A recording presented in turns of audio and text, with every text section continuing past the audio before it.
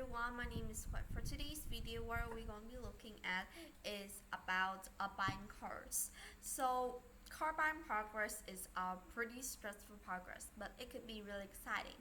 Whether it's your first car or you're looking to upgrade, understanding the steps involved making the experience smoother and more successful. So step one, you need to look at how much can you afford. The first step when you're looking at buying a car is to work out how much money you and actually spend on it. This isn't just about the car's price tax, but also you need to think about costs like taxes, insurance, keeping the car running, filling up with gas, etc.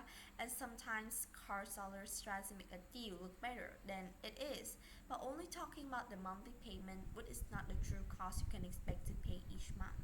What the key to a fine car that you can afford without stretching your money is too thin. In the next few part, we'll look at about monthly payments for cars and how to deal with car sellers to make sure you're getting a fair deal. So how will you pay for the car? After deciding on your budget, the next step is to figure out how you're going to pay for the car. You have a few choices. Pay in full with cash, take out a loan to finance the purchase, or lease the cars. Also, step 3 is to try before you buy. Actually, driving the cars on your list is a key step because you need the car to have all the features you want, but you won't really know if it's right until you've actually driven it. So, buying used, check the car's history. Before you test or drive or buy a used car, it's important to find out if there's any big accidents or has a serious damage to the cars yet. Step 4, you could negotiate. Talking down the price of the car can save you a lot of money, but it also requires preparation and willingness to say no. So before you start negotiating, knowing the fair market value of the car you want. So start your negotiation below this price. Show the seller any other lower prices or financing offers you receive. This can be a powerful bargaining chip, and remember to be polite but firm so that you could get your deal accepted. If you do not feel good about a car deal, walking away is the smart choice. It stops you from getting stuck with a car you don't like or a deal that costs you too much later on. Buying a car is a big decision, and it's important to be happy with your choice instead of regretting it later. So step 5, sign the paperwork. When you agree on the price and when you agree on everything, you need to sign some papers. Make sure everything matches what you agree on, and in another article we explain more. But just remember to look through the paperwork clearly and make sure there's nothing wrong with what the seller said. So double check the return policy and warranty coverage. If anything isn't clear, ask for clarification or ask for any kind of recheck. And step 6, finalize the purchase. To finish up, you need to pay any down payment and complete the loan paperwork if you're getting a loan. Also, make sure you have your insurance set up for your new car. Then just decide when you pick up the car, and there you go, you're all set for the car. Well, how do we calculate the car payment? So buying a car is a big step, and for most of us, paying for it fully upfront just isn't possible. So that's why getting a car loan is a common choice. It breaks down the cost into more manageable monthly payments, but getting into financing without knowing the ins and outs can be a bit tricky. So car loan vocabulary is a lot. For example, financing is really just another way of saying you're getting a loan or borrowing money. Principal is the word for the amount of money that you're borrowing the car, and when somebody say no, so you're talking about your monthly car payment. APR is the interest rate plus of any extra fees bundled together. Then the loan term is the length of the time you have to pay back your loan. Now let's talk about the roles of all these words. What affects the car payments? Imagine you're looking at a car at a price of $20,000. The $20,000 is your loan amount or the amount you need to borrow.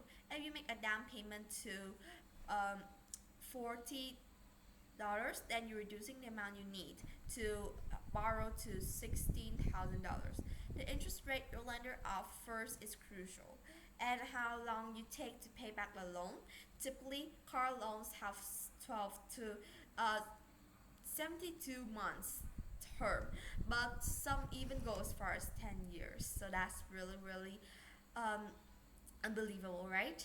So how do we lower our monthly payment? So the amount you pay for each month for your car can change based on a few things. Of course, if the car's price is lower, you pay more money at the start, your monthly payments will be less. But there's a few more factors that can change. So a thing that lowers the monthly payments are a higher down payment, which decreases your loan amount, a lower interest rate that reduces the cost of your borrowing, and a longer loan term that spreads out your payment to fit your budget. So when you choose a longer loan term, your monthly payments might be smaller, which can seem to be a great deal. However, with a long-term loan, you pay interest not only at a potentially higher rate, but also for a longer period of time. So even though your payments each month are lower, the total amount you end up paying could be a lot more. So be cautious with that. So let's make the decision, lease or buy. So leasing a car is simply to renting.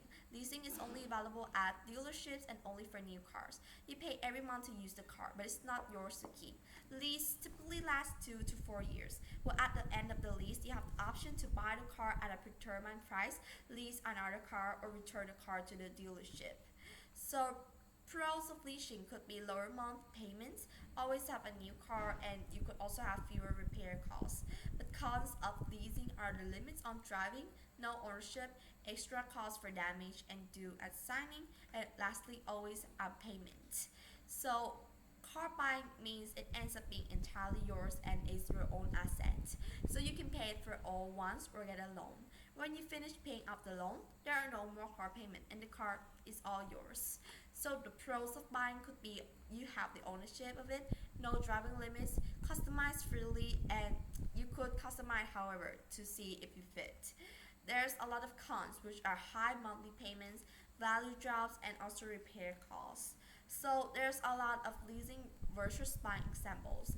Let's say Alexandra leases a car, which she paid $2,000 due at signing and has a monthly payment of $300. After enjoying the car and keeping within the mileage limit for 3 years, she has zero choice. Get into a new lease, buy the car, or leave with no car. She spent over $12,000 but doesn't own the car.